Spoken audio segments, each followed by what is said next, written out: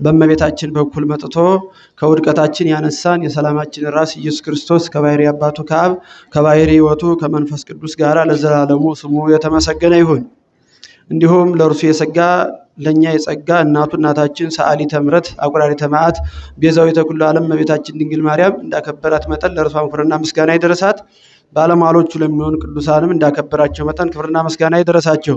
በአጠቃላይ ጽሙድ እንደ በሬ ቅኑት እንደ ገብሬ ሆናችሁ በውስጥ በአገልግሎት በውጭ በጸሎት ያላችሁ ሊቃውንተ ቤተክርስቲያን፣ አይንተ እግዚአብሔር ካህናት፣ ዲያቆናት እንዲሁም የቤተክርስቲያናችን ጌጥ የሆናችሁ ምዕመናን አባቶች፣ እናቶች፣ ወንድሞች፣ እህቶች፣ ሕፃናትም ጭምር በአጠቃላይ በዚህ በተቀደሰው አደባባይ የምትገኙ ሁላችሁም አንድ አምላክ በሚሆን በአብ በወልድ በመንፈስ ቅዱስም እንደምን አደራችሁ? እንደምን አደራችሁ? እንደምንስ መጣችሁ? አሜን ብለን እንድናመሰግነው እንደ ልቦናችን ክፋት እንደ ሰውነታችን እንደ ኃጢአታችን ብዛት ሳይሆን እንደ ቸርነቱ ከያለንበት በሀብቱ ስቦ በረድኤቱ አቅርቦ በዚህ በተቀደሰው ቦታ ሰብስቦ ቅዱስ ቃሉን እንድንሰማና ቅዱስ ስሙን እንድንጠራው የፈቀደልን የአባቶቻችን አምላክ በድጋሚ የተመሰገነ ይሁን። በመካከላችን ተገኝቶ እንዲያስተምረን መልካም ፈቃዱ ይሁንልን። ተመየጡ ሀቤ በኩሉ ልብክሙ፣ በፍጹም ልቦናችሁ ወደ እኔ ተመለሱ በሚል የትምህርት ርዕስ መነሻ እንደ እግዚአብሔር ፈቃድ እንግዲህ ለተወሰነ ጊዜ እንማማራለን። እንግዲህ ኃይለ ቃሉን የምናገኘው በትንቢተ ኢዩኤል ምዕራፍ 2 ቁጥር 14 ላይ ያለ ኃይለ ቃል ነው። ቃሉን የተናገረው ነብዩ ኢዩኤል ነው። ኢዩኤል ማለት እግዚአብሔር አምላክ ነው ማለት ነው የስሙ ትርጉም። ኢዩኤል ማለት ምንድነው አልኳችሁ? ህሊናችሁን ሰብሰብ አድርጋችሁ ቃለ እግዚአብሔርን ተከታተሉ። የሚነገረው ለእናንተ ስለሆነ ምናልባት እዚህ ውስጥ ገብተን ስናወራ እኛ ብቻ ሳይሆን የምንጎዳው ከጎን ያሉት መማር ፍላጎት ያላቸው ተምረው የሚለወጡ ሰዎችም ጭምር ስለሚጎዱ ስናወራ ህሊናቸውን ሰብሰብ አድርገው መከታተል ስለማይችሉ ህሊናችሁን ሰብሰብ አድርጋችሁ ተከታተሉ። ኢዩኤል ማለት ምንድነው ያልኳችሁ? እግዚአብሔር አምላክ ነው ማለት ነው የስሙ ትርጓሜ። እንግዲህ ከክርስቶስ ልደት በፊት 850 ዓመተ ዓለም ወይም 4650 ዓመተ ዓለም አካባቢ የተነሳ ነብይ ነው። እንግዲህ ኢዩኤል በቤተ ክርስቲያናችን በዘመነ ኦሪትም በሐዲስ ኪዳንም የነበሩ ቅዱሳን መታሰቢያ ያላቸው ሊቃውንተ ቤተ ክርስቲያን በመንፈስ ቅዱስ ገላጭነት ለእያንዳንዱ የእረፍት ቃል ኪዳን የተሰጠበት ቀን እያንዳንዱ በዓላት አሏቸውና የዚህ የኢዩኤል ዓመታዊ በዓሉ ጥቅምት 21 ቀን ነው ማለት ነው። መቼ ነው አልኳችሁ? መቼ ነው? በተዘዋዋሪ ምን ማለት ነው? ዛሬን ቀን ማለት ነው። በዓሉ ዛሬ ነው። በረከቱ ይደርብን፣ አማላጅነቱ አይለየንና ኢዩኤል እንግዲህ ዘመኑ አጠቃላይ 5500 ዘመን በአራት ይከፈላል። ዘመነ አበው፣ ዘመነ መሳፍንት፣ ዘመነ ነገስታትና ዘመነ ካህናት ተብሎ ይከፈላልና በእነዚህ በአራቱ ዘመን ውስጥ ደግሞ ነቢያት እየተነሱ ያስተምሩ ነበረ። የነቢያት ይሄ ነው ተብሎ የተወሰነላቸው ጊዜ የለም። በሰፊው ግን ደግሞ የሚታወቁት ወደ መጨረሻው ከዘመነ ነገስታት ጀምሮ ወደ መጨረሻው አካባቢ በጣም ነቢያት የበዙበት ዘመን ነው። እንግዲህ ኢዩኤል ካስተማራቸው መካከል ስለ ንስሐና ስለ ጾም ስለ ልቅሶ በሰፊው አስተምሯል ማለት ነው። በመጽሐፉም ብዙ ኃይለ ቃል አለ። ከዛ መካከል ግን ስለ 3 ነገር በሰፊው አስተምሯል ኢዩኤል የሚባለው ነብይ ማለት ነው። ስለ ስንት ነገር አልኳችሁ? ስለ ስንት? ስለ 3 ነገር ማለት ነው። እነዚህ ምንድናቸው? ንስሐ፣ ልቅሶና ጾም ጸሎት ናቸው ማለት ነው። እንደውም ምዕራፍ 1 ጀምሮ ቀድሱ ጾመ ወስብኩ ምህላ፣ ጾምን አስተምሩ ምህላንም አውጁ ዋስተጋቡ ሊቃውንተ። ነገር ግን ደግሞ ጾም ስታስተምሩ ምህላንም ስታውጁ ታላላቆች ሊቃውንትን በእድሜ በእውቀት ትልቅ የሆኑትን ሰዎች ሰብስቡ ብሎ ይጀምራል ማለት ነውና ምክንያቱም ነቢያት የተነሱበት ምክንያት እንግዲህ እግዚአብሔር የቸርነቱ መገለጫ ናቸው። እግዚአብሔር እንደሚታወቀው ገና ጥንት ሰውን ሲፈጥረው መልኩንና አርአያውን ምሳሌውን ሰጥቶ ነው የፈጠረው።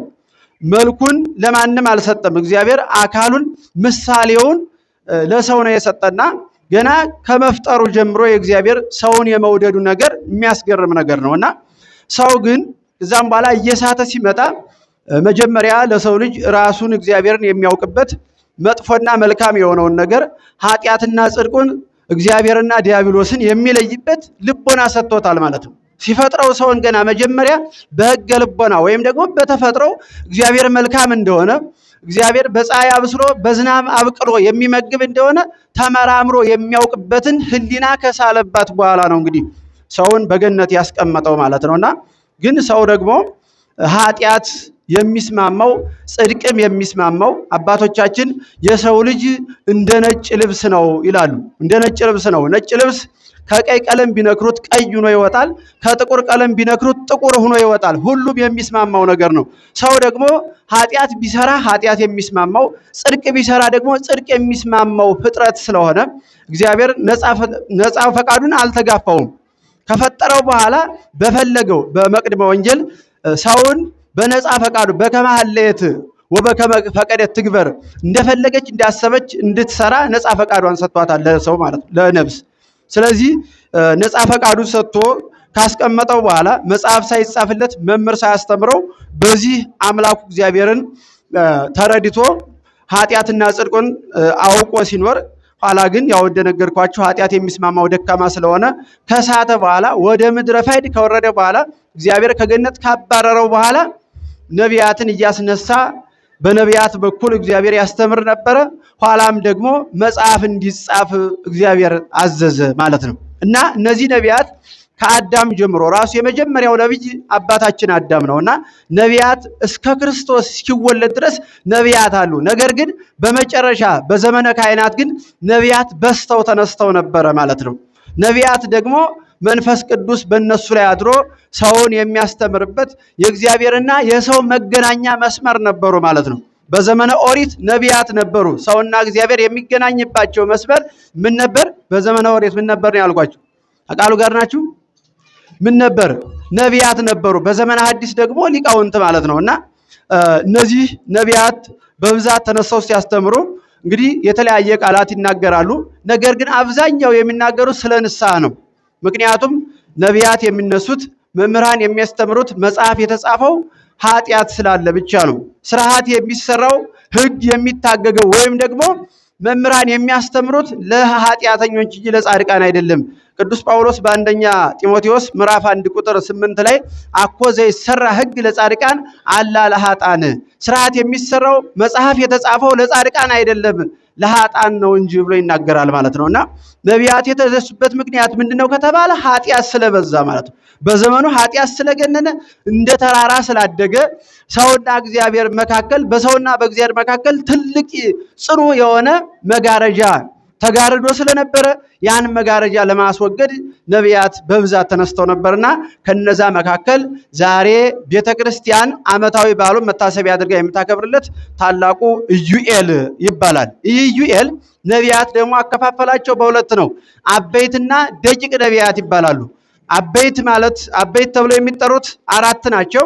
ደቂቅ የሚባሉት ደግሞ 12 ናቸው። እና አባቶቻችን ለምንድነው አበይት ማለት ታላላቅ ማለት ነው፣ ደቂቅ ማለት ደግሞ ታናናሽ ወይም ህፃናት ማለት ነውና ለምንድነው እነዚህን ትልቅ ያለበት ምክንያት? የሚገርመው ነገር ደግሞ አበይት ከሚባሉት መካከል ኢሳይያስ አለ፣ ደቂቅ ከሚባሉት መካከል ደግሞ የኢሳይያስ አባት አሞጽ አለ ማለት ነው። እየሰማችሁ ነው አይደል? አበይት ነቢያት የሚባሉት ኢሳይያስ፣ ሕዝቅኤል፣ ዳንኤል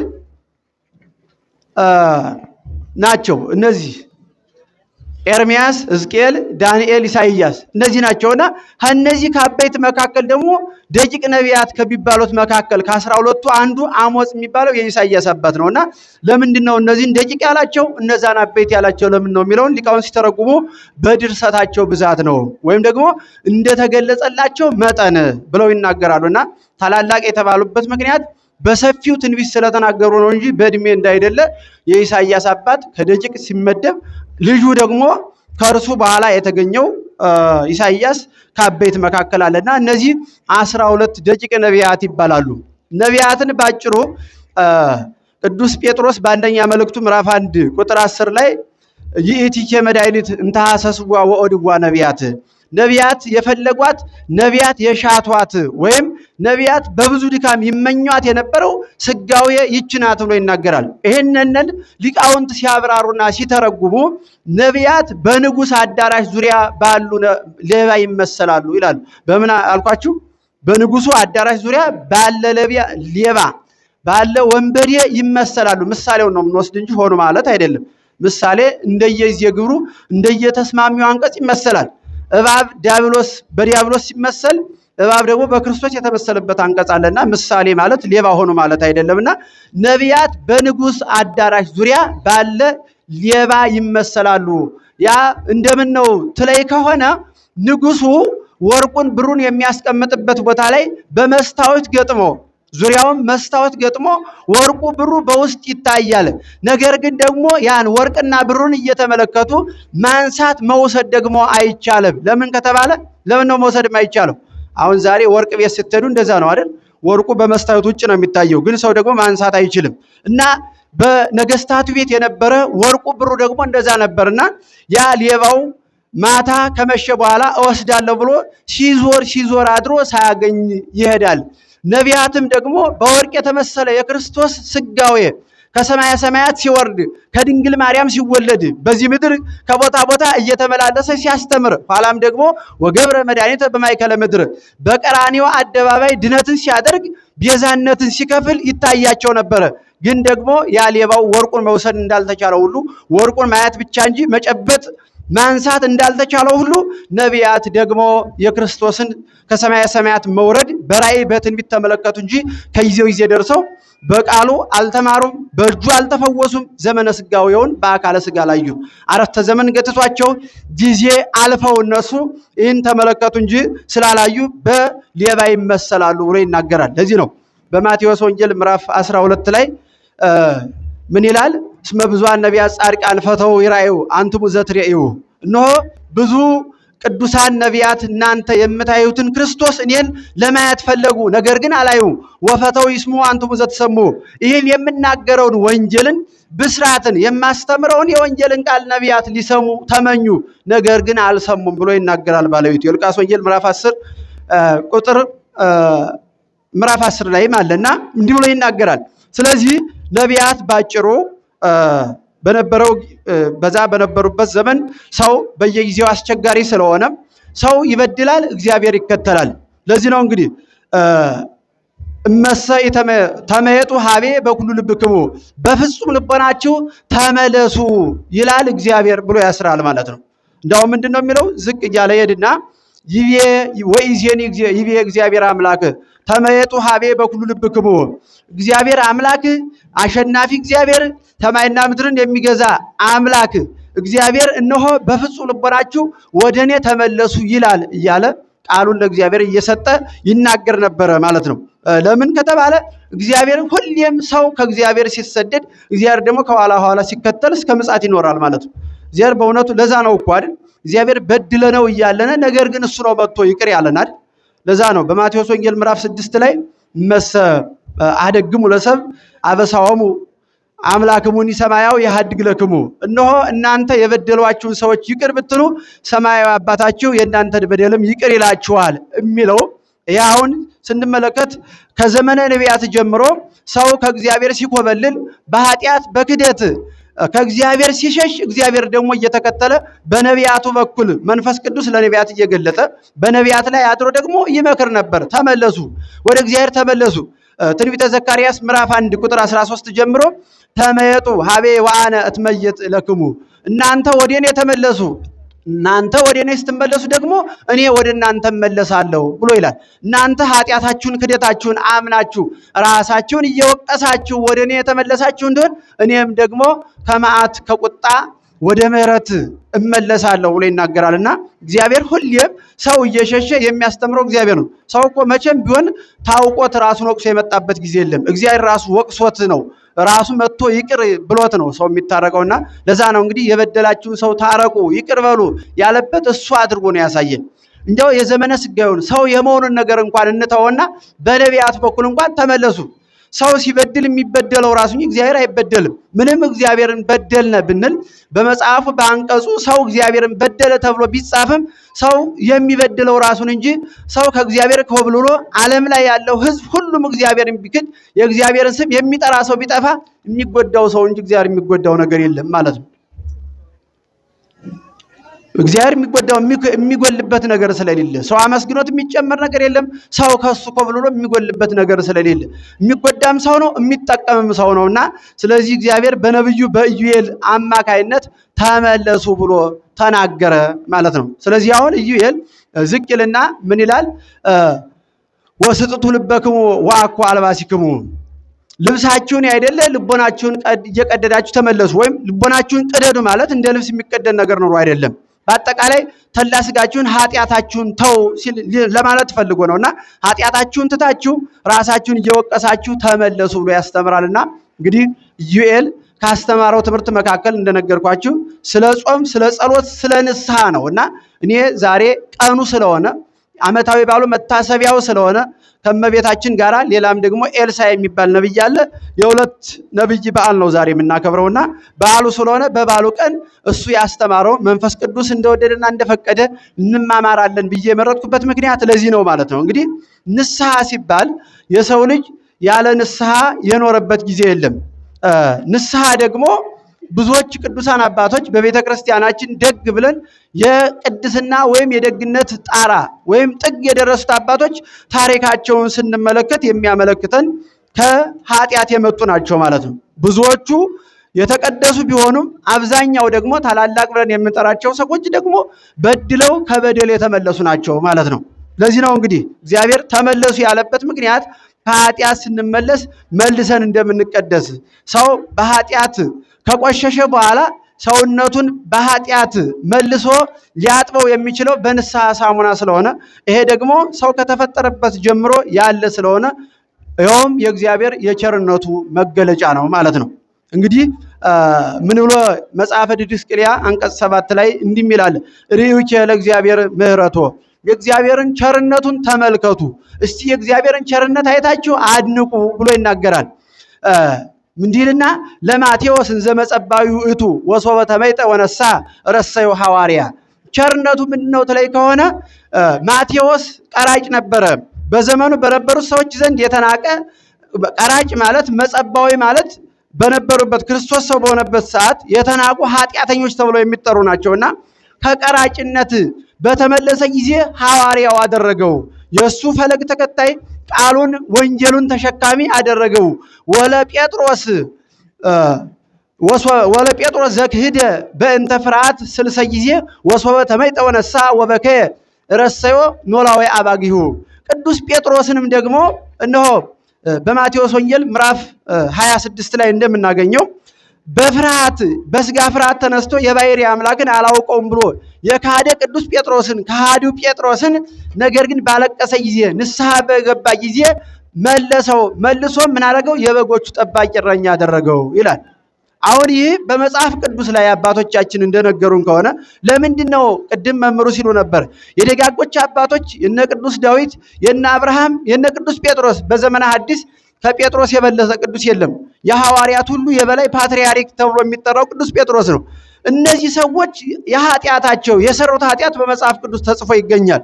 አብርሃምም እንደሚታወቀው የመጣ ከመምለኬ ጣዖት የተወለደ ጣዖት ያመልክ የነበረ ሰው ነው። ያ ጣዖት ያመልከው የነበረ ጣዖት ስራው በመጽሐፍ ቅዱስ ተጽፏል። ቅዱስ ዳዊት ደግሞ በቤተ ክርስቲያናችን ሰፊ ቦታ የተሰጠው ቅዱስ ዳዊት እንግዲህ እንደሚታወቀው ዓመት እስከ ዓመት ቅዳሴ ይቀደሳል። ሲቀደስ ደግሞ ቅዳሴ በሶስት ነገር የጸና ነው ይላሉ አባቶቻችን። ቤተ ክርስቲያኑ አሰራሩ በሶስት ነገር የጸና ነው። ማህሌት፣ ቅድስት፣ መቅደስ አሰራሩ ራሱ በስመ ሥላሴ የታነጸ ነው። ደግሞም ቅዳሴው በሶስት ነገር የጸና ነው ይላሉ። ለምን ከተባለ ትንቢተ ነቢያት፣ ስብከተ ሐዋርያትና ትርጓሜ ሊቃውንት ያለበት ይሄ በቅዳሴ መልኩ ይሰጣል። የነቢያት ትንቢት በዳዊት አማካይነት ሁሌም ዲያቆኑ መስቀል ይዞ ወጥቶ ሲሰብክ የሚሰበከው የዳዊት መዝሙር ነው። ሁሌም የሚገርማችሁ ነገር ግን የዚህ የዳዊት ደግሞ ኃጢአቱ በመጽሐፍ ቅዱስ ተጽፎ እናገኘዋለን። ሁለተኛ ሳሙኤል ምዕራፍ 12 ሙሉውን ስታነቡት ዳዊት የሰራው ኃጢአት ወቀጠልኮ ለኦርዮ ወብእሲቶሂ ነሳይከ ለከ ኦርዮን ገደልከው ሚስቱንም ደግሞ በዝሙት ለአንተ አደረክ ተብሎ ተጽፏል ማለት ነው። ኃጢአቱ ተጽፏል። እንግዲህ ቅዱስ ዳዊት በቤተ ክርስቲያናችን አንደኛው ልንገራችሁ ሶስቱን ነገር፣ አንደኛው የነቢያት ትንቢት ነው። ሁለተኛው ደግሞ የሐዋርያት ስብከት ደግሞ በግብረ ሐዋርያት ወንጌሉ መልእክታት የሚነበቡት ዲያቆኑ ቄሱ የሚያነቡት የሐዋርያትን ስብከት ይወክላል። መጨረሻ ደግሞ እግዚኦ ከተባለ በኋላ የሚነበበው ሃይማኖተ አበው ደግሞ ትርጓሜ ሊቃውንት።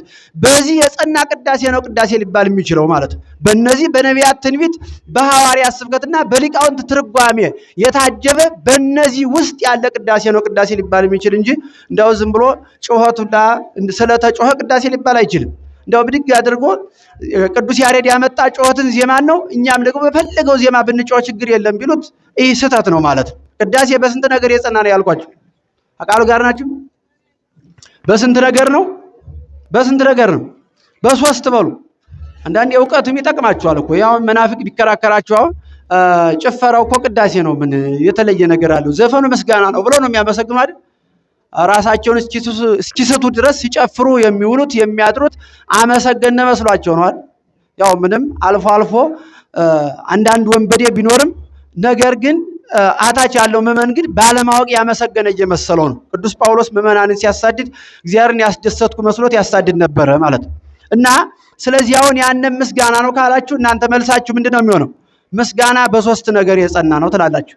በነቢያት ትንቢት፣ በሐዋርያት ስብከትና በሊቃውንት ትርጓሜ። እና ይህ ቅዱስ ዳዊት እንግዲህ በቤተ ክርስቲያን ዘወትር እሱ ከደረሰው ዳዊት እየተነሳ ሁሌም ስሙ ሲወሳ የሚኖረው ቅዱስ፣ ነገር ግን ደግሞ ኃጢአቱ በመጽሐፍ ቅዱስ ተጽፎ እናገኘዋለን። ዝቅልና ወለ ጳውሎስ ሰዳዲ፣ ቅዱስ ጳውሎስ ምዕመናንን ያሳድድ የነበረ ቅዱስ ጳውሎስም ደግሞ መንፈስ ቅዱስንም ይሰድብ የነበረ ቅዱስ ጳውሎስ በተመለሰ ጊዜ ሐዋርያው አደረገው ብሎ ይናገራል።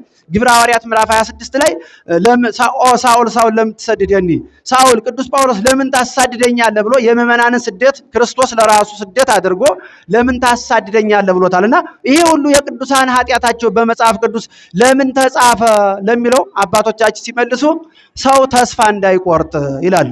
ለምን እንዳይል ያልኳችሁ ተስፋ እንዳይቆርጥ። ዳዊት ይህን ያክል ኃጢአት ሰርቶ ተመልሶ ልበ አምላክ የአምላክ ልብ የሚባል ከሆነ አብርሃም ከአምልኮተ ጣዖት ተመልሶ አበብዙኃን የብዙዎች አባት ደግ የሚባል ከሆነ ቅዱስ ጴጥሮስ ክደትና ኃጢአት ይለያያሉ። አሁን ሁላችንም እዚህ ያለ ነው ምናልባት ቢኖርብን ኃጢአት እንጂ ክደት የለብንም። የካደ ሰው ከዚህ ሊመጣ ስለማይችል ቅዱስ ጴጥሮስ ክደትን የካደው ነገር ግን ያን ያክል ኃጢአት በመጽሐፍ ቅዱስ የማቴዎስ ወንጌል ምዕራፍ 26 ቁጥር 69 ላይ ጀምሮ ስታነቡት 3 ጊዜ እንደካደና አላውቀውም ብሎ ከሃዲ ተብሎ በመጽሐፍ ቅዱስ ተጽፏል። ነገር ግን ደግሞ ብፁዕ አንተ ወልደ ዮና የዮና ልጅ ቅዱስ ጴጥሮስ ንዑድ ክቡር ነህ ተብሎ ደግሞ ብፁዕ ተብሎ ተመስግኗል። ለምን ነው ሲባል ሰው ተስፋ እንዳይቆርጥ። ለካ እኒህ ሰዎችም እንዲያድርገው ኃጢአት ሰርተው ነበረ። ነገር ግን ንስሐ ቢገቡ ለዚህ ቅድስና በቁ ብሎ ተስፋ እንዳይቆርጥና ተምሮ ንስሐ እንዲገባ ነው። ወኩሉ ዘተጽፈ ለተግሳጸ ዚያነ ቅዱስ ጳውሎስ ሮሜ 15 ላይ የተጻፈው ሁሉ እኛ ልንማርበት ነው ይላል። እስቲ በሉ የተጻፈው ሁሉ በሉ አንዲ በሉ የተጻፈው ሁሉ በሉ እኛ ልንማርበት ነው። አዎ የቅዱስ ዳዊት ኃጢአት የተጻፈው እኛ ልንማርበት ነው እንጂ ቅዱስ ዳዊት እኮ ቅዱስ ነው፣ አማላጅ ነው፣ በቅቷል። ነገር ግን ኃጢአቱ ቅድሚያ የሰራው ኃጢአት የተጻፈበት ምክንያት እኛ የእርሱን ኃጢአት አስበን ተመልሶ በንስሐ ወደ ቅድስና እንደመጣ ሁሉ እኛም እንመጣለን እንድናስብ ነውና ስለዚህ ለዚህ ነው እንግዲህ ተመለሱ ብሎ የተናገረበት ምክንያት። ሌላኛው ንስሐ ማለት ደግሞ በዚህ ዜና አበው በሚባል መጽሐፍ ውስጥ አንድ ገዳም ሰዎች ሄዱና መነኮሳት ጋር ይነጋገራሉና በጎን ያሉት መነኮሳት አላስችላቸው ብሎ ያዩትን ራእይ ሲያወሩ ሰሟቸው እና መላእክት ሲወጡ ሲወርዱ አየነ እያሉ ሲያወሩ ሰሙና ሰዎች ዓለማዊ ሰዎች ናቸው ለጉብኝት ሄደው ማለት ነው። እና ከዛም በኋላ ከአበምኔቱ ሄዱና አባ ሰዎች መላእክት ሲወጡ ሲወርዱ አየነ ሲሉ ሰማናቸው ብለው ለአበምኔቱ ነገሩት። አበምኔቱ ደግሞ ምን አለ? ብፁዕሰ ዘይሬ መላእክተ አላ ዘይህሊ ኃጢአቱ በኩሉ ጊዜ። ብፁዕ ሊባል የሚችለው መላእክት ሲወጡ ሲወርዱ ያየ ሰው ብፁዕ ሊባል አይችልም። ብፁዕ የሚባልስ ሁሉ ጊዜ ኃጢአቱን የሚያስብ ሰው ነው ብሎ መለሰላቸው ማለት ነው። ሁሉ ጊዜ ኃጢአቱን የሚያስብ ሰው ከምን ከነዛ ንጻሬ መላእክት ከሚባለው ማዕረግ ከደረሱት ይበልጣል ብሎ ተናገረ። ምክንያቱም ሰዎቹ ንስሐ ሽተው ነው ገዳም የሄዱትና እነሱን ለማጽናናት።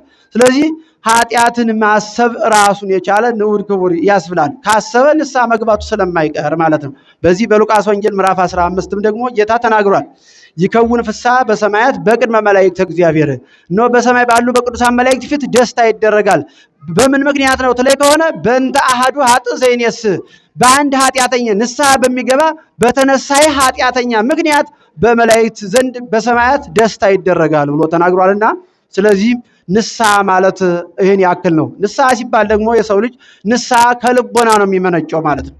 ሰው ኃጢአቱን እንደ ተራራ ቢገዝፍ የፈለገውን ያክል ቢሆን ሊንደው የሚችለው ከልቡ ባለ በመነጨ ነገር ነው። አልቅሶ ከተመለሰ ትንቢተ ኢሳይያስ ምዕራፍ 30 ላይ እመሰ ነሳይክሙ ወበከይክሙ ተሃዩ፣ እያለቀሳችሁ ንስሐ ብትገቡ ትድናላችሁ ይላል። ትድናላችሁ ማለት የስጋም የነፍስም ድነት ነው። ሰው ኃጢአት ከበዛ በስጋም ይቀሰፋል፣ ኋላም ደግሞ በነፍሱ ይሞታል። ነገር ግን ንስሐ ከገባ ከቅስፈትም ይድናል፣ በነፍሱም ይድናልና እያለቀሳችሁ ልቦናችሁ ተሰብሮ ከተመለሳችሁ ራሱ ባለቤቱን በዮሐንስ ወንጌል ምዕራፍ 6 ቁጥር 37 ላይ ለዘመጻቤ ይሰድዶ ወያወጹ አፋ፣ ራሱን እየወቀሰ በድያለሁ እያለ የሚመጣውን አልመልሰውም እቀበለዋለሁ እንጂ ብሎ ተናግሯልና ስለዚህ የሰው ልጅ ኃጢአቱን ሊያስወግድ የሚችለው የልቡ መጨከን ነው። ዋናው የተራራ ያክል ቢገዝፍ ንዶ ሊጥለው የሚችለው ከልቡ ጭካኔ ነው ማለት ነው። ምናልባት የካህናትም ራሱን የቻለ የነሱም ማስተስረይ እንዳለው ነው። ምንድነው የሚለው? አብ ወልድ ወመንፈስ ቅዱስ ያነጽሁ ይላል አባ ሕርያቆስ በቅዳሴ ማርያም። አብ ወልድ ወመንፈስ ቅዱስ ያነጻሉ፣ አብ ወልድ ወመንፈስ ቅዱስ ይቀድሳሉ፣ አብ ወልድ ወመንፈስ ቅዱስ ያጠራሉ ይልና ይሄንን ሊቃውንቱ ሲተረጉሙ በልብስ ግስ ተናገረው ይላሉ። በልብስ ግስ ማለት ምን ማለት ነው? ልብስ ይታጠባል፣ ከውሃ ይነከራል፣ ይታጠባል፣ እንደገና ተለቅልቆ ይሰጣል። ልብሱን ከውሃ ጋር እንደማገናኘት ንስሐ የሚገባው አካል ከካህኑ ጋር ተነጋግሮ ይናዘዛል። ልብሱን እንደማለቅለቅ ደግሞ ይላሉ፣ እንደማለቅለቅ ወይም እንደማንጻት ደግሞ ንስሐውን ይጨርሳል። ደርቆ እንደመልበስ ደግሞ ንስሐውን ጨርሶ በስጋው ደሙ ታትሞ ይወጣል ይላሉ። ስለዚህ የሰው ልጅ የንስሐው መጨረሻ እነዚህ ሶስቱ ነገሮች አስፈላጊ ናቸው። ግን እነዚህ ደግሞ ሊሆኑት የሚችሉት መጀመሪያ ራሱ ልቡን ሰብሮ መምጣት አለበት ማለት ነው። መጀመሪያ የኃጢአቱን ተራራ ራሱ መናጃው ዋናው መሳሪያው ከልቦና ስለሆነ ማለት ነውና እነዚህ አሁን አስፈላጊ ናቸው ሶስቱ ነገር። እንደውም በአብዛኛው በዚህ ዘመን የሚታየው ሰው ንስሐ ይገባና 7 ቀን 14 ቀን ሊሆን ይችላል፣ ይሰጠዋል፣ ጨረሰ፣ ይሄዳል። ይህ ስህተት ነው። የቤተ ክርስቲያን አስተምሮ ስርዓት ሕግም አይደለም ማለት ነው። የመጨረሻው መረጋገጫው ምንድነው ከተባለ ስጋው ደሙ ነው ማለት ነው። ስጋው ደሙ ነው መረጋገጫው። ልብስ ታጥቦ ደርቆ ካልተለበሰ ምን ትርጉም አለ? ዝሮ ዝሮ በሳንዱቅ ላይ ተጠቅልሎ ብል የሚበላው ከሆነ ምንም ጥቅም የለውም ማለት ነው። የሰው ልጅ ደግሞ የመጨረሻ መለበስ ስጋው ደሙ እንደመቀበል ከሆነ የሰው ልጅ ንስሐውን ጨርሶ በስጋው ደሙ የመጨረሻው ማይተም ይባላል። ደብዳቤ ተጽፎ ከስሩ ላይ ማይተም ከሌለው ትርጉም የለውም። የፈለገው ቦታ ሊጻፍ ይችላል፣ ምንም ትርጉም የለውም። ትርጉም ሊኖረው የሚችለው ማይተም ሲኖረው ነው። የሰው ልጅ ደግሞ የንስሐው የመጨረሻው ማይተሙ ስጋው ደሙ ነውና ስለዚህ የንስሐ መጨረሻው ሰው ራሱ ንጹህ አድርጎ በእግዚአብሔር ፊት ሊቆም የሚችለው በእነዚህ በሶስቱ ነገር ሲጸና፣ ሲናዘዝ፣ ኑዛዜውን ሲፈጽምና በስጋው ደሙ ሲቀደስ ነውና ለዚህ ነው እንግዲህ ታላቁ ነብይ ዩኤል ተመየጦ ሀቤ በኩሉ ልብክሙ፣ በፍጹም ልቦናችሁ ተመለሱ ማለት ሳይጠራጠሩ ዛሬ ንስሐ ጨርሻለሁ ነገ ደግሞ ሌላ ገባለሁ ሳይሉ ፍጹም አልቅሶ መመለስ ነውና በፍጹም ልቦናችሁ እያለ በልቅሶ በዋይታ ለማለት ፈልጎ ነውና ስለዚህ ያስተማረን የገሰጸን የአባቶቻችን አምላክ የተመሰገነ ይሁን።